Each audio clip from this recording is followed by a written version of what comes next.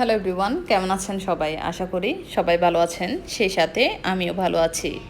আজকে আমি আপনাদেরকে দেখাবো এই চকলেট কেকটা আমি কিভাবে করেছিলাম। প্রথমে আমি কিছুটা চকলেট গানাশ কেকের মধ্যে দিয়ে দিয়েছি। এরপর আপনারা দেখতেছেন একটা প্যালেট নাইফের সাহায্যে আমি সুন্দর করে ফিনিশিং দিয়ে দিচ্ছি।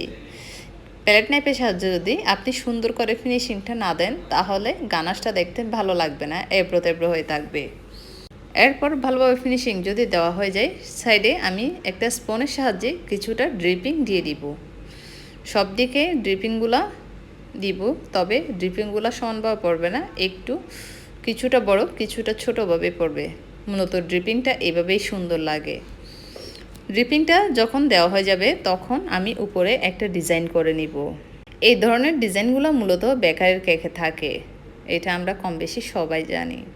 তবে উপরের এই ডিজাইন করার জন্য যে ক্রিমটা দিয়েছি ওইটা একটু লিকুইড টাইপের ছিল। কেকের আমরা কোট করার সময় যে ক্রিমটা ইউজ করি ওইটার মতো না, এটাতে আমি আরেকটু করে এমনি লিকুইড ক্রিম দিয়ে মিক্স করে তারপর এইভাবে করেছি। এটা যদি লিকুইড না দেন তাহলে এইভাবে সুন্দর করে রাউন্ড করে পড়বে না। এরপর আপনারা দেখতেছেন আমি একটা কাঠির সাহায্যে ডিজাইনটা করে নিচ্ছি।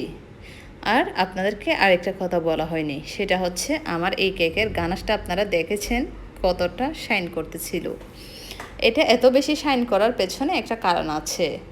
ওটা হচ্ছে আমি চকলেট গানাশের মধ্যে কিছুটা বাটার দিয়ে দিয়েছিলাম। আপনারা যদি চকলেট গানাশে অল্প একটু বাটার দিয়ে দেন, তাহলে এত সুন্দর শাইনি একটা মিরর গ্লেস ভাবটা আসবে। আপনারা দেখতেছেন আমার হাতের ছাপটা কিন্তু ওখানে দেখা যাচ্ছে খুব স্পষ্ট, কারণ এই গানাশটার কারণে।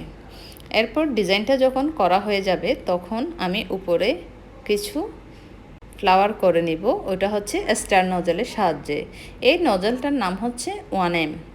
এই তো আপনারা দেখতেছেন আমি কীভাবে করতেছি। হালকা করে একটু একটু চাপ দিলে মূলত এই ডিজাইনটা হয়ে যায়। এখানে আমি টোটাল 5টা ফ্লাওয়ার দিয়ে দিয়েছি। এই ফ্লাওয়ারগুলোতে আমি দিয়ে দিব এরপর কিছুটা চকলেট টপার। প্রত্যেকটা ফ্লাওয়ারের মধ্যে একটা একটা করে টপার দিব। যদিও আমার 5টা ফ্লাওয়ার ছিল, তবে আমি চকলেট 7টা তৈরি করেছি, কারণ অনেক সময় বেশিও লাগতে পারে, ওই জন্য। এই তো আমার কেকটা প্রায় রেডি। আর এই কেকের ভিডিওটা দেখে আপনাদের কেমন লেগেছে আমাকে অবশ্যই জানাবেন। ধন্যবাদ ভিডিওটা দেখার জন্য।